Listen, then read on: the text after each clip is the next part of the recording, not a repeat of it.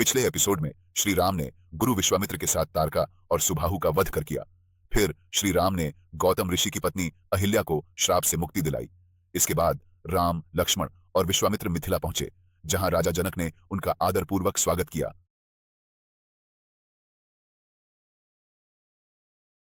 शांतिपूर्ण सुबह में राजा जनक ने अपनी प्रातःकालीन प्रार्थनाएं की। दूत, जाओ और महर्षि विश्वामित्र, राम और लक्ष्मण को तुरंत बुला कर लाओ। उनकी उपस्थिति से सभा पावन होगी। हे मुनिवर, आप और ये दो महान राजकुमार मेरे अतिथि हैं। कृपया बताएं, मैं आपकी क्या सेवा कर सकता हूँ?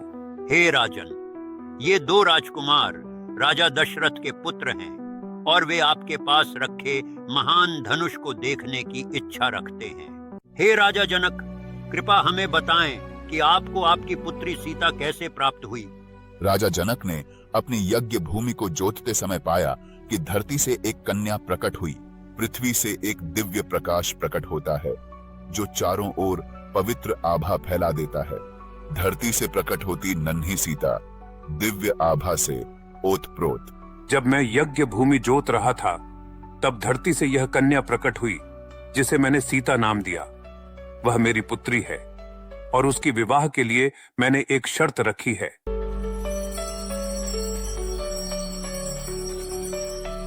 राजा जनक ने अपनी पुत्री सीता के विवाह के लिए यह शर्त रखी कि जो भी योद्धा इस धनुष को उठाकर उसकी प्रत्यंचा चढ़ा सकेगा, वही सीता का पति बनेगा। लेकिन कोई भी राजा इस चुनौती को पूरा नहीं कर सका।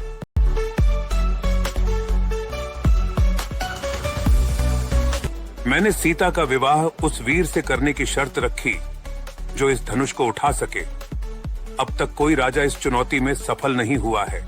यदि राजकुमार राम इस धनुष को उठाने और उसकी प्रत्यंचा चढ़ाने में सफल होते हैं, तो मैं अपनी पुत्री सीता का विवाह उनसे कर दूंगा।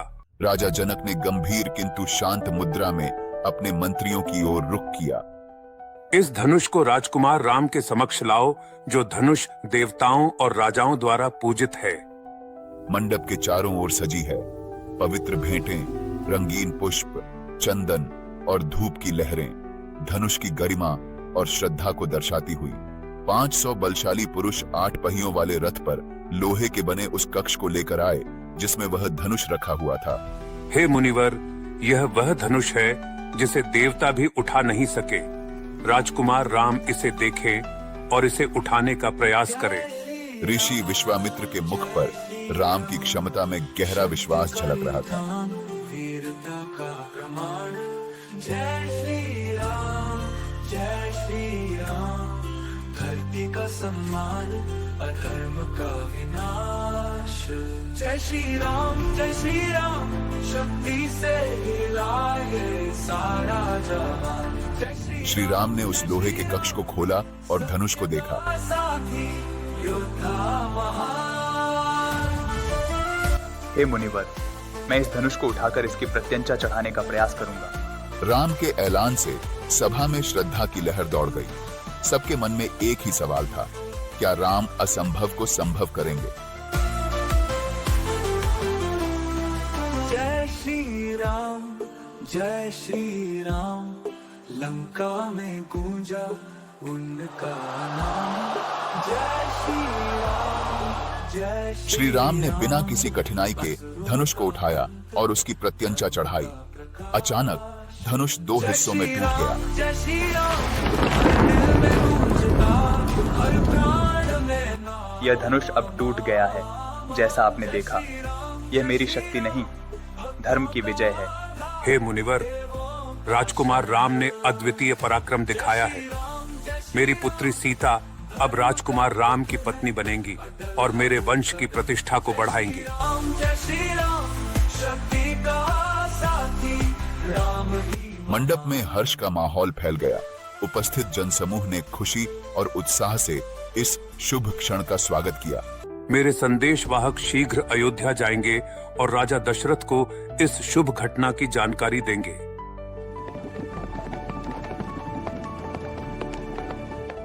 राजा जनक के संदेशवाहक 3 रातों की यात्रा के बाद थके हुए घोड़ों के साथ अयोध्या पहुंचे।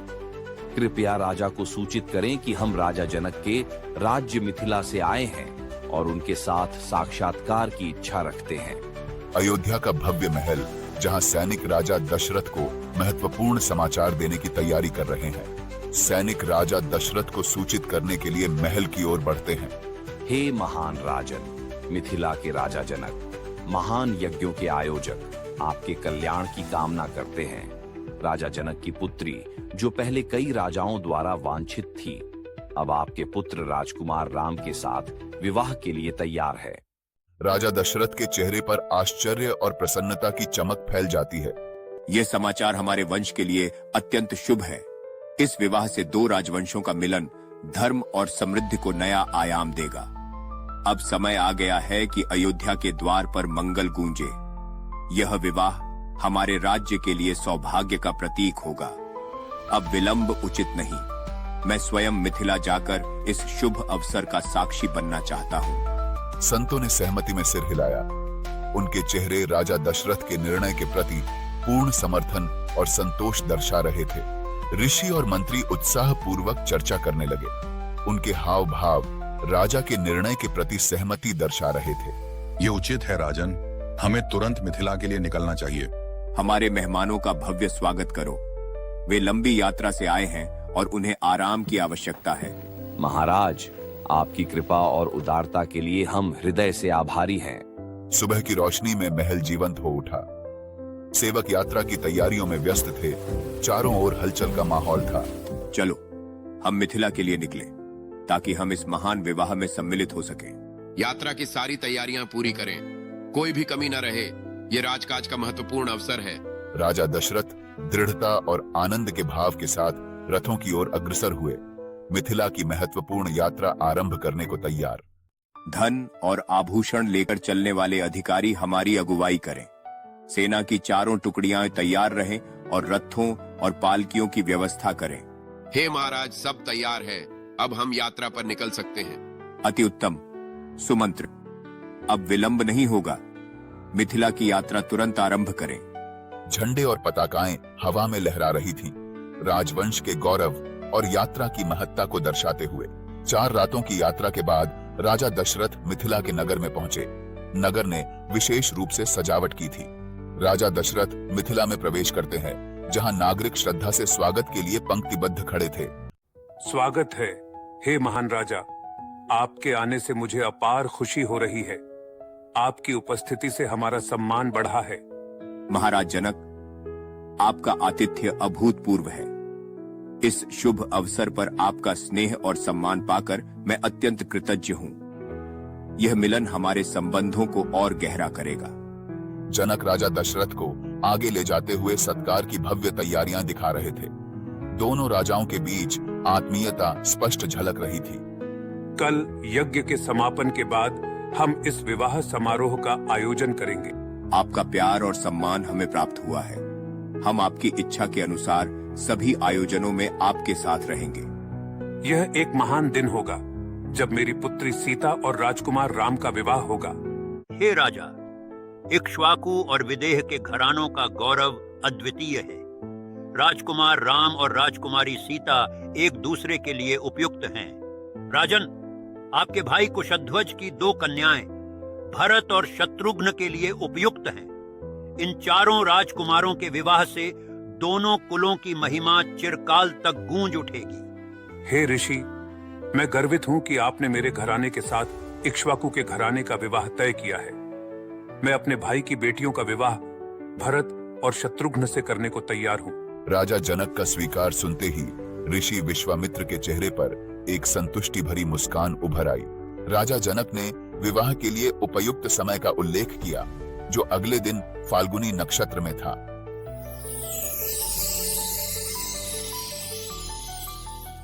कल फाल्गुनी नक्षत्र के उदय होने पर विवाह का आयोजन किया जाएगा।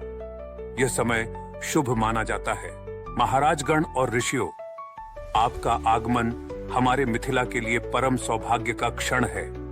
आपकी उपस्थिति से यह भूमि पवित्र हो गई है। आइए हम इस अवसर को यज्ञ और धर्म के मार्ग से समृद्ध करें। ऋषियों ने राजा जनक के आतिथ्य को प्रसन्नता से स्वीकार किया। उनके चेहरों पर कृतज्ञता और स्नेह झलक रहा था। हे पवित्र ऋषि, मैं आपका सेवक हूँ। आप यहाँ सम्मान पूर्वक बैठें। राज परिवार के सदस्य सम्मान पूर्वक उपस्थित हैं और वातावरण में सत्कार और गरिमा स्पष्ट झलकती है। आपकी उदारता हमें भव्यता प्रदान करती है। अब मैं अपने कक्ष में जाकर प्रारंभिक संस्कारों की व्यवस्था करूंगा। राजा दशरथ, आपकी इच्छाएं पूर्ण हों। आपके संकल्प में मेरा पूरा समर्थन है।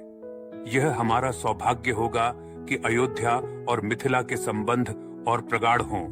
राजा दशरथ अपने पुत्रों के साथ खड़े थे। पारिवारिक स्नेह उनके चेहरों पर झलक रहा था। आज मैं अपने पुत्रों के नाम पर हजारों गायें ब्राह्मणों को दान करूंगा। सजाए हुए गायें आगे बढ़ाई गईं। उनके चमकते श्रृंग प्रकाश में दमक रहे थे, इस दान की पवित्रता को दर्शाते हुए। हर गाय के साथ मैं एक धातु की दूध निकालने की बर्तन भी दूंगा। धातु के चमचमाते दुहने के बर्तन साथ में दिए गए। उनकी चमक इस दान की महत्ता को दर्शा रही थी। तुम्हारी भलाई के लिए यह दान है। मैं चाहता हूँ कि तुम हमेशा धर्म और प्रतिष्ठा के मार्ग पर चलो। पिताजी, आपका आदेश मेरे लिए धर्म है। मैं आपके वचनों का सम्मान करते हुए हर कठिनाई का सामना करूंगा। अगले दिन राजा दशरथ ने अपनी प्रार्थनाएं की और विवाह समारोह के लिए तैयारी की। सभी को तैयार रहना चाहिए। आज का दिन बहुत महत्वपूर्ण है। राजा जनक ने राजा दशरथ का स्वागत किया और विवाह समारोह की शुरुआत करने का अनुरोध किया। हे राजा दशरथ, आपका स्वागत है। आज का दिन हमारे परिवारों के लिए अत्यंत महत्वपूर्ण है।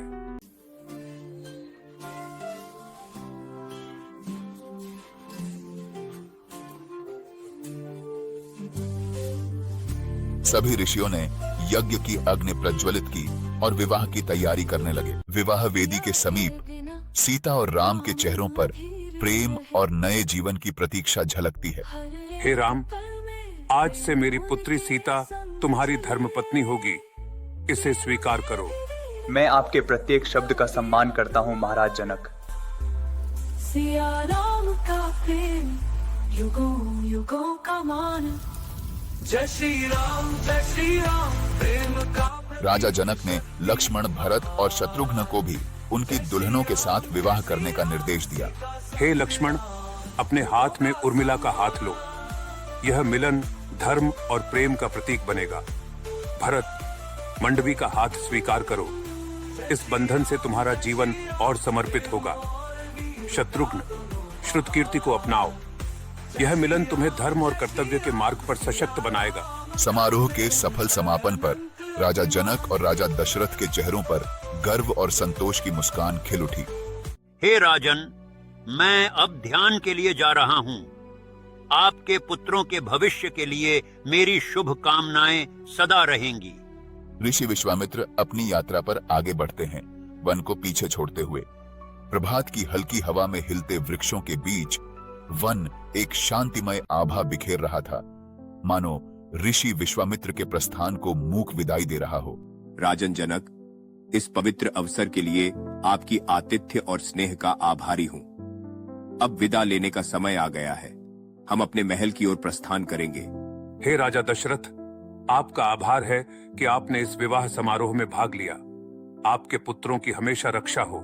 राजा दशरथ का राजकीय काफिला प्रस्थान की तैयारी में व्यस्त था। राजा जनक ने राजा दशरथ को 100,000 गायें, ऊनी वस्त्र, रेशमी वस्त्र, हाथी, घोड़े और अनेक उपहार प्रदान किए। हे राजा, ये उपहार आपके और आपके परिवार के लिए है। धन्यवाद राजा जनक। चलो, हमें जल्दी से अयोध्या पहुंचना है। हरे भरे परिदृश्य के बीच राजा अपनी यात्रा पर आगे बढ़ते गए। वृक्ष, पुष्प और स्वच्छ आकाश मानो उनके स्वागत में मुस्कुरा रहे थे। यात्रा के दौरान पक्षियों की डरावनी आवाजें और चिंतित हिरणों के दौड़ने के संकेत मिले।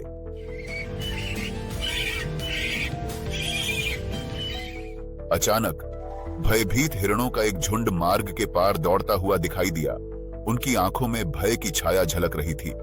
राजकुमार राम के चेहरे पर चिंता की लकीरें उभर आईं, जैसे वे परिवेश में छिपे किसी अनहोनी का आभास कर रहे हों। हे ऋषि वशिष्ठ, ये क्या संकेत है? मुझे चिंता हो रही है। हे राजन, ये संकेत भयावह हो सकते हैं, परंतु हिरणों का दौड़ना अच्छे परिणाम की ओर इशारा करता है। ऋषि, आपके वचनों ने मेरे हृदय में शांति लाई है। कठिनाइयां तो अवश्य आएंगी, परंतु अब मुझे विश्वास है कि इन संकेतों में छिपी आशा हमें सही मार्ग दिखाएगी। तभी धरती में कंपन होने लगा और धूल के बादल ने आसमान को ढक लिया, जिससे सभी में आतंक फैल गया। भूकंप की तीव्रता से विशाल वृक्ष जोर से हिलते हुए एक एक कर धराशायी होने लगे। भूचाल के बीच सैनिकों के चेहरों पर भय और असमंजस स्पष्ट था। धूल का घना बवंडर उठने लगा, जो धीरे धीरे पूरे आकाश को ढकते हुए दृश्य को धूमिल कर रहा था। धूल और अंधकार से घिरा परिदृश्य गिरे हुए वृक्षों और भयभीत सैनिकों की अफरा तफरी के बीच विनाश के संकेत दे रहा था। जब धूल हट गई तो परशुराम, जो एक भयानक रूप में थे, प्रकट हुए। उनके के चेहरे पर एक तीव्र और अडिग भाव झलक रहा था। उनकी आंखों में अपार शक्ति और संकल्प की चमक थी, जो उनकी अदम्य शक्ति को दर्शा रही थी। यह परशुराम है, जिन्होंने पहले सभी क्षत्रियों का विनाश किया था। सैनिकों ने एक दूसरे की ओर चिंता भरी निगाहों से देखा और संभावित संकट का सामना करने के लिए खुद को तैयार किया। भगवान परशुराम के धनुष और परशु पर गहरी नक्काशी और शक्ति की आभा स्पष्ट झलक रही थी। सभी ने परशुराम के समक्ष श्रद्धा से अर्घ्य प्रस्तुत किया। गंभीरता और आदर के साथ परशुराम ने राम को संबोधित किया। उनके शब्दों में अनुभव और शक्ति का मिश्रण था, जो इस संवाद को विशेष बना रहा। हे राम, मैंने तुम्हारे अद्भुत पराक्रम की कहानियां सुनी हैं। जनकपुर में धनुष तोड़ने का कार्य असंभव और चमत्कारिक था, परंतु यहाँ मेरे पास मेरे पिता ऋषि यमदग्नि का धनुष है। यदि तुम इसे खींचकर बाण चढ़ा सकते हो तो मैं तुमसे युद्ध करूंगा। हे ऋषि परशुराम, आप महायोगी और ब्राह्मणों में श्रेष्ठ हैं। क्षत्रियों पर क्रोध करना आपके लिए उचित नहीं है। राम पर कृपा कीजिए। यदि राम को कुछ हुआ तो हम सभी जीवित नहीं रह पाएंगे। राजा दशरथ, मैं तुम्हारी प्रार्थना नहीं सुन सकता। यह दो महान धनुष हैं, जिन्हें विश्वकर्मा ने स्वयं बनाया था। एक धनुष जो भगवान शिव के पास था, तुम्हारे पुत्र राम ने पहले ही तोड़ दिया। यह दूसरा धनुष भगवान विष्णु का है। भगवान शिव और विष्णु के बीच हुए संघर्ष में विष्णु के सिंहनाद ने शिव को स्तब्ध कर दिया था। इस धनुष की शक्ति अपार है और इसे मेरे पूर्वजों को विष्णु ने प्रदान किया था। अब तुम्हें इसे खींचना है राम। यदि तुम सफल रहे तो मैं तुमसे युद्ध करूंगा। हे ऋषि परशुराम, मैं आपके इस धनुष को स्वीकार करता हूँ। मेरा धर्म यही है कि मैं पिता की आज्ञा और क्षत्रिय धर्म का पालन करूं। राम ने सहजता से धनुष की प्रत्यंचा खींची, बाण चढ़ाया। ऋषि परशुराम की आंखों में आश्चर्य झलका। अब हे ऋषि परशुराम, क्या आप मुझसे युद्ध करेंगे? राम, तुम सचमुच अद्वितीय हो। तुम्हारी शक्ति और शांति ने मुझे परास्त कर दिया है। अब मुझे और कुछ सिद्ध करने की आवश्यकता नहीं है। मैं अपने मार्ग पर लौटता हूँ। आप ब्राह्मण हो, इसीलिए मैं आपका सम्मान करता हूँ। आप विश्वामित्र के भी संबंधी हो, इस कारण मैं आपके प्राण नहीं लूंगा। परंतु यह बाण व्यर्थ नहीं जा सकता। अब बताइए ऋषि परशुराम, क्या मैं आपको आपकी गति से छीनकर यहाँ रोक दूं, या फिर उन ऊंचाइयों से निष्कासित कर दूं, जहाँ आपने योग बल से स्थान पाया है? हे राम, मैंने भूमि ऋषि कश्यप को दान कर दी थी, इसलिए मैं रात में इस धरा पर नहीं ठहर सकता। मुझे गति से वंचित मत करो। आपके बाण के सामने मेरा सारा योग बल व्यर्थ है। मैं जानता हूं आप स्वयं भगवान विष्णु हो। इस धनुष को उठा सकने वाला आपसे श्रेष्ठ कोई नहीं। देवता भी आपके दिव्य रूप को देखने आए हैं। मेरी हार अपमान नहीं है, बल्कि यह सम्मान है। अब मैं महेंद्र पर्वत लौटना चाहता हूँ। भगवान राम के दिव्य बाण के आकाश में छूटते ही चारों ओर उजाला फैल गया। परशुराम अपने योग बल से वंचित स्थिर खड़े रह गए, मानो शक्ति का अर्पण कर चुके हों। जाइए ऋषि परशुराम, अब आपके योग बल का प्रभाव समाप्त हुआ। हे राम, आपका पराक्रम देखना मेरे लिए सौभाग्य की बात है। अब मैं अपने तपस्थल को लौटता हूँ। जय हो राम, आपके साहस और धर्म पालन का कोई मुकाबला नहीं। आप सत्य और शक्ति के साक्षात रूप हो। ऋषि परशुराम राम से बातचीत करने के बाद शीघ्र ही महेंद्र पर्वत की ओर प्रस्थान कर गए। पिताजी, ऋषि परशुराम अब चले गए हैं। अब हमें अयोध्या की ओर प्रस्थान करना चाहिए। शाही रथ अयोध्या पहुंचे और अयोध्या वासी अपने राजकुमारों के स्वागत के लिए उत्साहित है। आओ पुत्र और पुत्रवधू, आज यह महल पुनः सुख और समृद्धि से भर गया है। मंगल ध्वनियों संग सीता, उर्मिला, मांडवी और श्रुतकीर्ति रेशमी वस्त्रों में सुसज्जित राजमहल में प्रवेश कर सास और बड़ों को प्रणाम करती है। बेटा भरत, तुम्हारे नाना तुम्हारे लिए रुके हुए हैं। अब समय है कि तुम उनसे भेंट करो। श्री राम ने अपने जीवन का संपूर्ण प्रेम और समर्पण सीता को अर्पित कर दिया। सीता उनकी हर भावना को उनके व्यक्त करने से पहले ही समझ लेती थी। राम का व्यवहार सभी को संतुष्ट करता था। राजा, ब्राह्मण, व्यापारी और नागरिक सभी उनके गुणों से प्रसन्न रहते थे। रामचंद्र जी सत्य और धर्म के प्रतीक हैं। उनके रहते अयोध्या का भविष्य उज्जवल है। सीता और राम का प्रेम दिव्यता और समर्पण का प्रतीक है। जैसे लक्ष्मी और विष्णु, राम और सीता के प्रभाव से अयोध्या में शांति और खुशहाली का माहौल फैला हुआ था। इस वीडियो को अंत तक देखने के लिए धन्यवाद। अगर आपको यह वीडियो पसंद आया तो जय श्री राम कमेंट करें। आगे आने वाली वीडियो के लिए इंडो सागा को लाइक, शेयर और सब्सक्राइब करें। मिलते हैं अगले एपिसोड में।